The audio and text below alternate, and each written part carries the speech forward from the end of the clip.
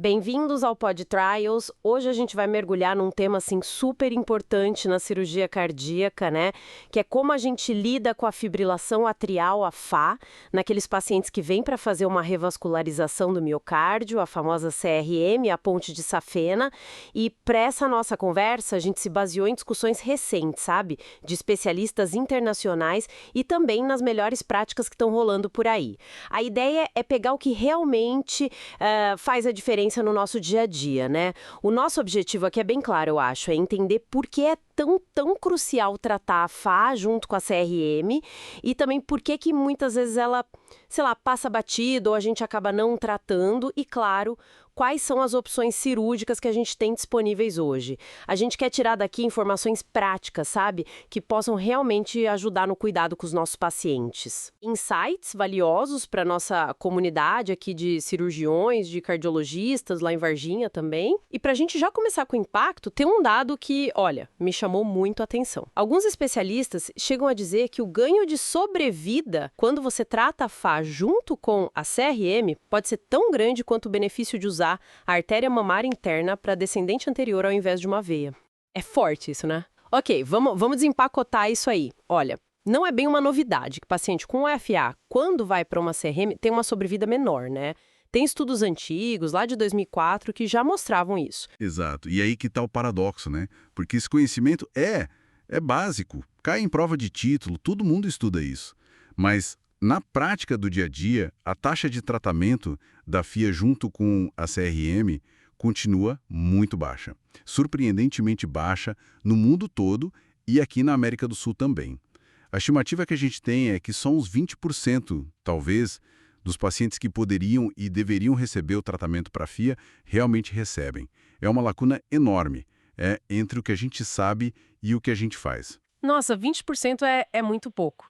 Mas o que explica essa distância toda? Eu ouvi dizer que uma das razões é meio uma confusão sobre qual técnica de ablação usar. É isso? Tipo, tem várias coisas chamadas MEIs, mas não são iguais? Sim, isso gera uma certa dúvida, com certeza.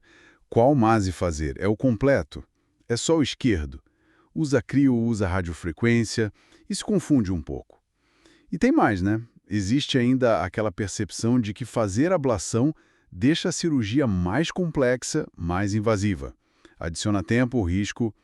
Outro ponto, talvez mais burocrático, é como os bancos de dados registram. Separar CRM isolada de CRM Plus, MASE, pode acabar maquiando um pouco as estatísticas que os cirurgiões reportam, sabe? Mas talvez o ponto mais crítico mesmo seja esse. Tratar a FA ainda não é uma métrica de qualidade. Ninguém está cobrando isso formalmente como cobram o uso da mamária para DA, por exemplo. Não entrou naquele rol de indicadores essenciais. Entendi.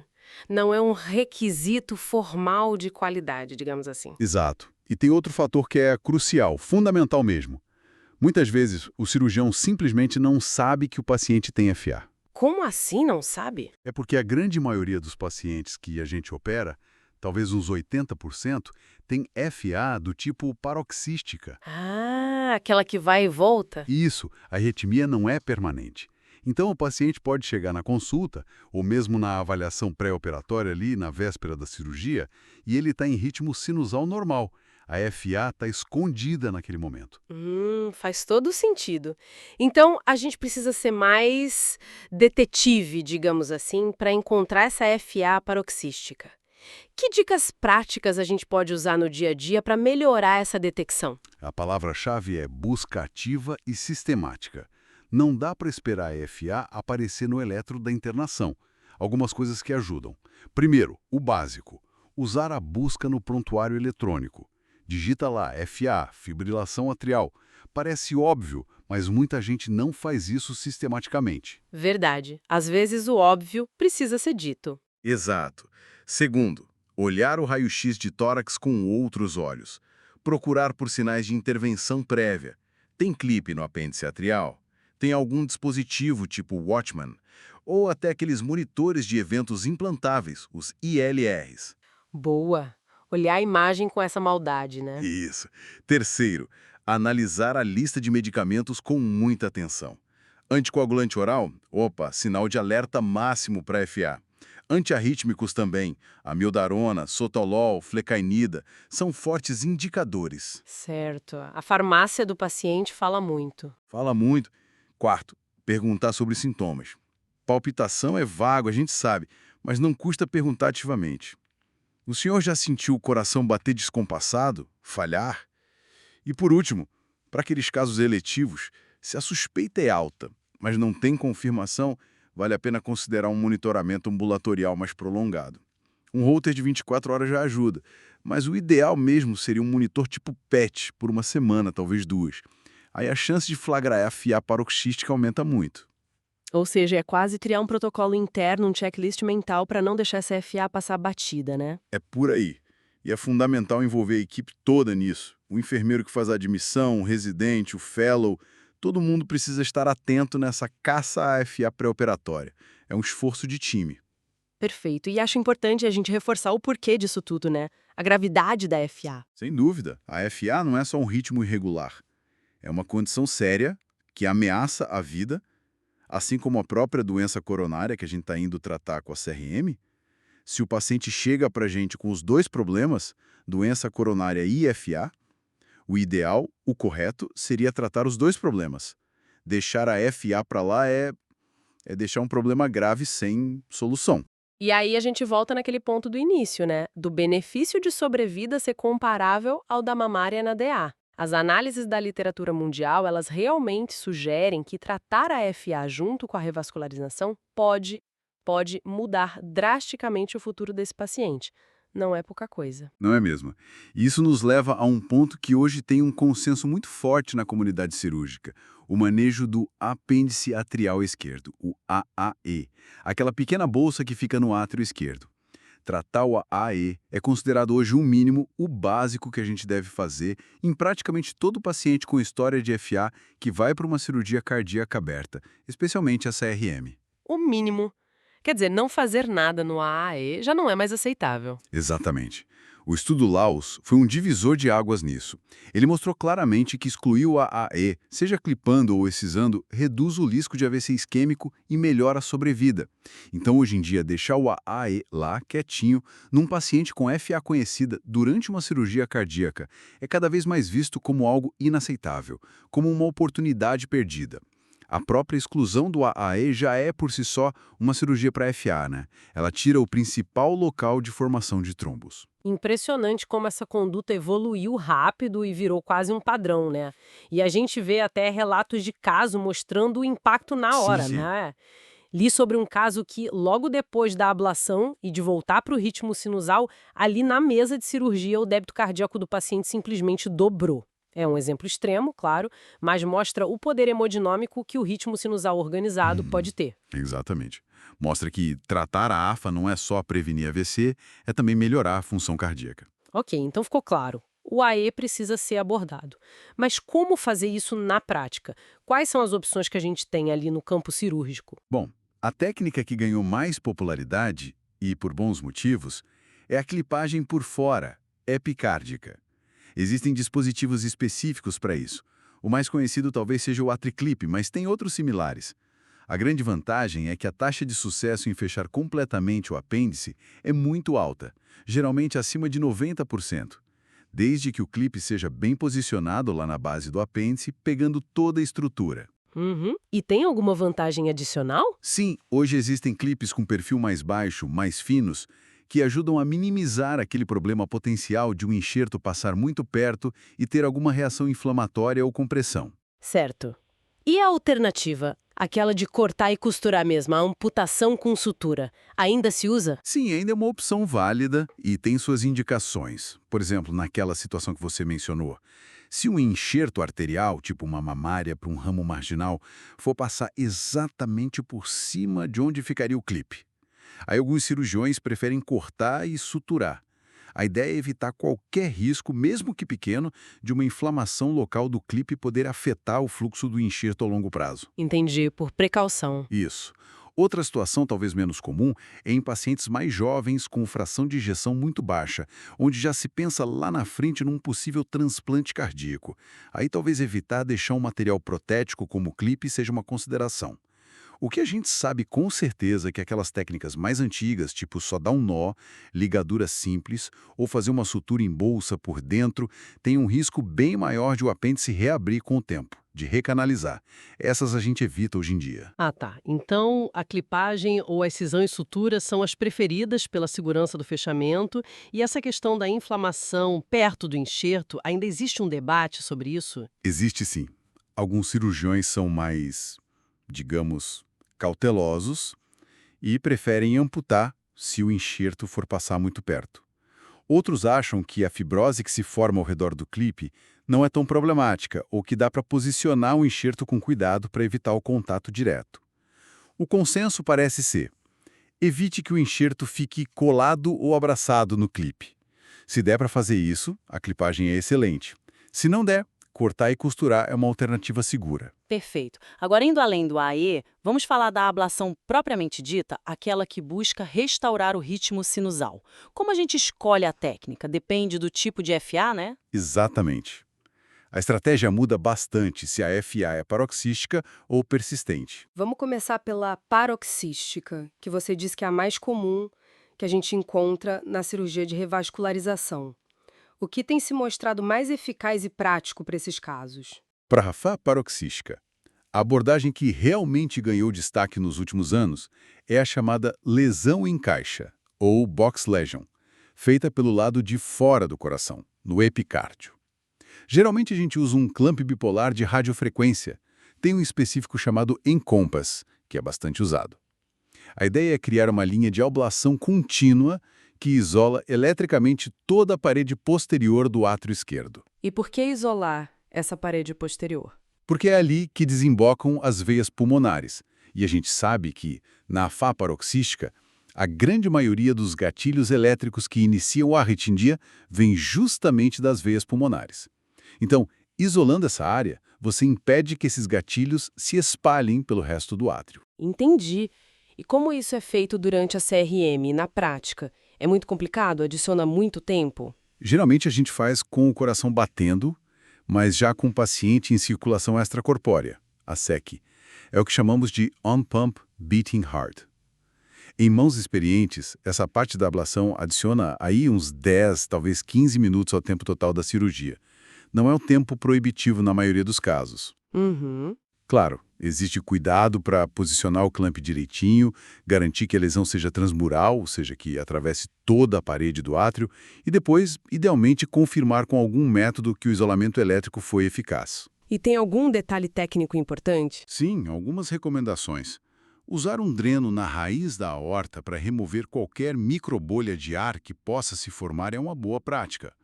Sobre usar dreno no ventrículo esquerdo ou na artéria pulmonar para descomprimir o coração, isso é um pouco mais debatido. Talvez seja mais útil em pacientes com função ventricular já muito ruim, ou se a cirurgia for feita sem pinçar a aorta. E os resultados dessa lesão em caixa pré-FA paroxística? São bons. Os dados de acompanhamento de 1 ano, que são os que temos mais consolidados, têm sido bem promissores sim. As taxas de sucesso em manter o paciente em ritmo sinusal são comparáveis às de cirurgias de MASE mais complexas como o MASE biatrial, mais especificamente para o cenário da FA paroxística. É uma técnica menos invasiva que o MASE completo e parece funcionar bem para esse tipo específico de FA. Interessante. E se a cirurgia precisar ser feita sem CSI, o off-pump? Por exemplo, num paciente com a aorta muito calcificada, onde pinçar seria arriscado. Ainda dá para fazer alguma ablação para a FA paroxística? Boa pergunta. É tecnicamente mais desafiador fazer uma ablação epicárdica sem o suporte da CSI e com o coração batendo forte. Mas é possível. Nesses casos, o que geralmente se tenta fazer é o isolamento apenas das veias pulmonares, o PVI, também por via epicárdica, bilateralmente. A ablação é feita antes de começar a fazer as pontes. Não é a mesma coisa que a lesão em caixa, que é mais completa, mas definitivamente é considerado muito melhor do que não fazer nada pela FA. É uma opção válida para o cenário off-pump. Certo, entendido. Agora vamos mudar o cenário. E para os casos de FA persistente, aquela que já não reverte sozinha, que dura semanas, meses, ou até a persistente de longa duração de anos, a lesão em caixa ainda funciona? Aí a história é diferente. Para FI persistente, especialmente a de longa duração, a lesão em caixa isolada geralmente não é suficiente.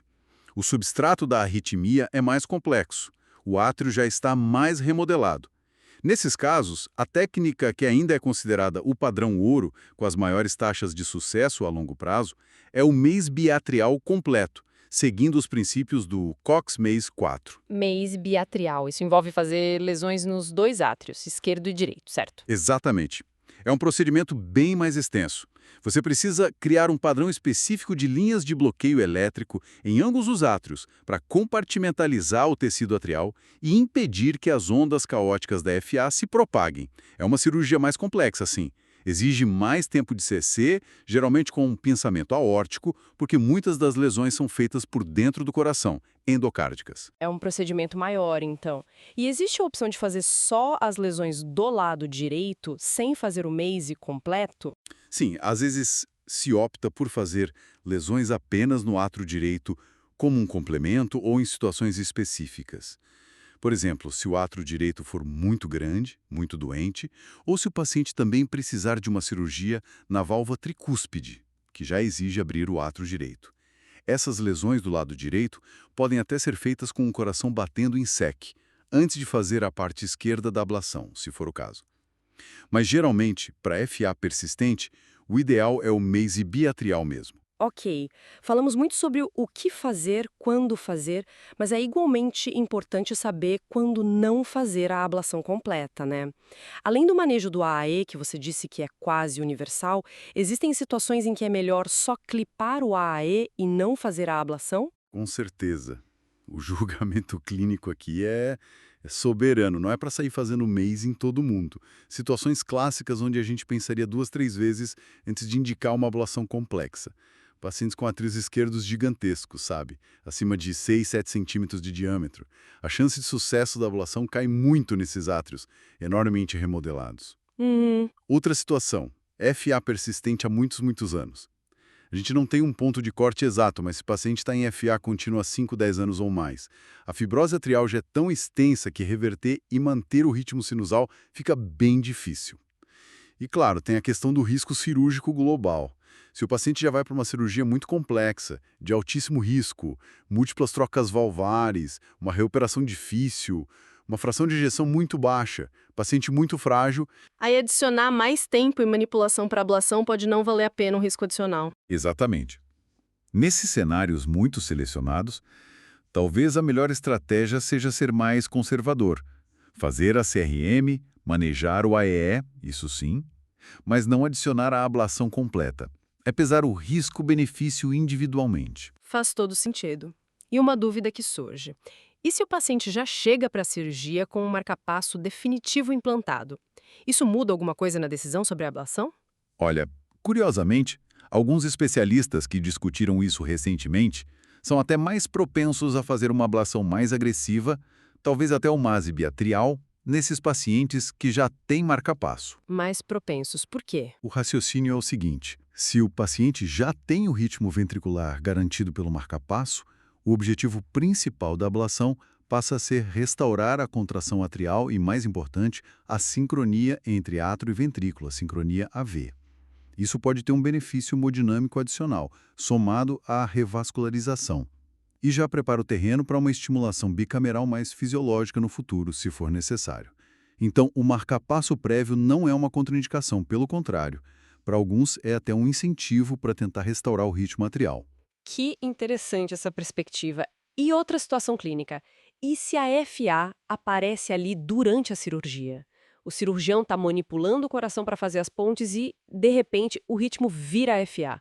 Isso num paciente que não tinha história prévia conhecida. O que fazer? A recomendação de alguns especialistas nesse caso é: aproveita que está ali com o coração exposto e clipe o apêndice atrial esquerdo mesmo assim. Mesmo sem história prévia. Sim, como uma medida de prevenção, porque essa falha intraoperatória pode ser um sinal de que o paciente tem uma predisposição, talvez uma falha paroxística não diagnosticada. Clipar o AE seria uma forma de reduzir o risco futuro de AVC, já que a oportunidade está ali. Entendi. É uma conduta pragmática. E mais uma situação. Pacientes que já fizeram um procedimento prévio por catéter para fechar o AE. com aqueles dispositivos tipo Watchman. E agora precisam de uma CRM. O que a gente faz com esse dispositivo lá dentro? A conduta geral, o consenso, é não mexer. Deixa o dispositivo quieto, leave it be. Tentar remover cirurgicamente pode ser complicado e arriscado. Certo. O que é importante, se possível, é verificar antes da cirurgia, talvez com uma angiotomografia, se existe algum vazamento significativo ao redor do dispositivo, algum leak. Se houver um leak importante, aí sim, durante a cirurgia cardíaca aberta, talvez seja possível dar um ponto ou usar um endoloop para fechar esse vazamento residual. Mas mexendo o dispositivo em si, não. E tem algum cuidado especial na hora de fazer as pontes com o dispositivo lá? Tem sim. É preciso manipular o coração com mais cuidado, porque esses dispositivos têm pequenos ganchos ou âncoras para se fixarem, e eles podem, teoricamente, se prender ou machucar estruturas vizinhas se a manipulação for muito brusca. Então, delicadeza redobrada. Ótimo saber disso. Você mencionou antes a questão do on-pump beating heart versus off-pump.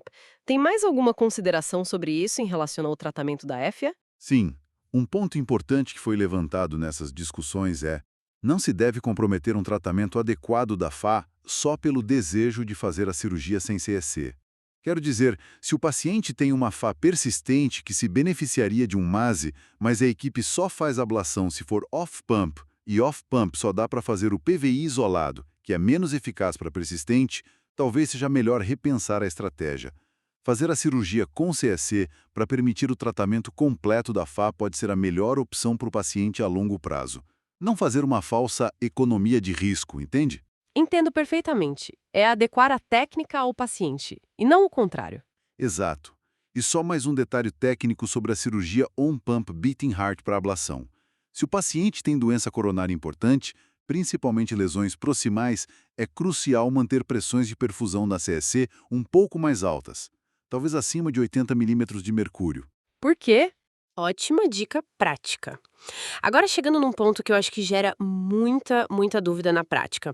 O manejo da anticoagulação depois da cirurgia. O paciente fez a CRM, tratou a FA, ocuiu o AE. E aí? Suspende o anticoagulante, mantém para sempre, troca por antiagregante, como fica? Essa é realmente a pergunta de $1 milhão. E a resposta honesta é que ainda não temos uma resposta única e definitiva. A prática varia enormemente e a evidência ainda está sendo construída. Basicamente, o que a gente vê na literatura e nas discussões entre especialistas são 3 abordagens principais, com variações. A primeira é manter a anticoagulação oral, com varfarina ou um DOAC, por um período fixo depois da cirurgia. Por exemplo, 3 meses. Depois desses 3 meses, se o paciente estiver comprovadamente em ritmo sinusal, com Holter ou outro método, aí suspende o anticoagulante. Certo. Uma abordagem baseada num tempo fixo e no ritmo. Isso. A segunda abordagem é um pouco mais focada no ritmo pós-operatório. Espera-se passar a fase inflamatória inicial da cirurgia, talvez umas 6 semanas, e aí se faz uma monitorização do ritmo mais prolongada, com um monitor tipo Ziopet por 1 ou 2 semanas. Se nesse monitoramento a carga de FA detectada for muito baixa, ou idealmente ausente, aí se considera suspender a anticoagulação oral. Se ainda tiver FA significativa, mantém. Entendi. Uma avaliação mais dinâmica da carga de arritmia. Exato. E tem uma terceira visão, talvez a mais, digamos, agressiva em termos de suspender a anticoagulação, que foca mais no sucesso da oclusão mecânica do AAE. A ideia é: faz uma tomografia com contraste depois de uns 3 meses da cirurgia para ter certeza absoluta que o AE foi completamente fechado, seja com clipe ou sutura. Se a TC confirmar o fechamento total, sem leaks, Aí suspende o anticoagulante mesmo que o paciente ainda tenha FA. alguns especialistas defendem que sim. Talvez mantenham sua aspirina pela doença coronária, mas suspendem a anticoagulação oral plena. O argumento é que a principal fonte de trombos que causam AVC na FA, mais de 90% vem do AE, foi eliminada mecanicamente. Então o risco residual de AVC seria baixo, talvez comparável de um paciente pós-implante de Watchman bem-sucedido, onde a anticoagulação também costuma ser suspensa após confirmação do selamento. Nossa, essa é uma abordagem bem diferente. Mas ainda não há consenso sobre qual é a melhor, então. Não, ainda não. Cada uma tem seus prós e contras e a decisão acaba sendo muito individualizada. Precisa pesar o risco de sangramento do paciente com anticoagulação versus o risco residual de AVC, que depende do sucesso da ablação e da oclusão do AAE, além de outros fatores de risco do próprio paciente, idade, comorbidades, etc.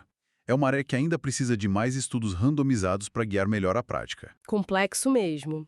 Bom, acho que a gente cobriu muita coisa importante. Vamos tentar então capitular os pontos principais dessa nossa conversa, para ficar bem claro. Vamos lá. Primeiro, FA durante a CRM é comum, é grave para o prognóstico e ainda muito subtratada. Tem uma lacuna aí entre o que a gente sabe e o que a gente faz. Perfeito. Segundo, o diagnóstico no pré-operatório não pode ser passivo.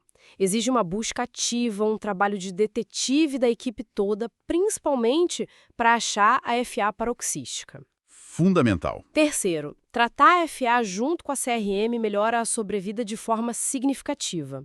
O impacto pode ser tão grande quanto o da mamária na DEA. Isso mesmo. Quarto, hoje, o manejo do apêndice atrial esquerdo, seja clipando ou excisando, é considerado o padrão mínimo de cuidado. Não fazer nada no AAE é cada vez mais inaceitável. Consenso forte. Quinto, a escolha da técnica de ablação depende do tipo de FA. Para a paroxística, a lesão em caixa epicárdica, tipo Encompass, tem se destacado. Para persistente, o mês mais completo ainda é o padrão. Guiado pelo tipo de FA. Sexto, a decisão de fazer ou não a ablação completa precisa levar em conta fatores do paciente, tamanho do átrio, tempo de FA, complexidade da cirurgia.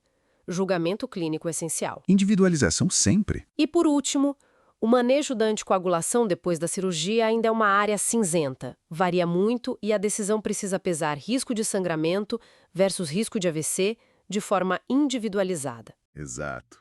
É onde precisamos de mais dados.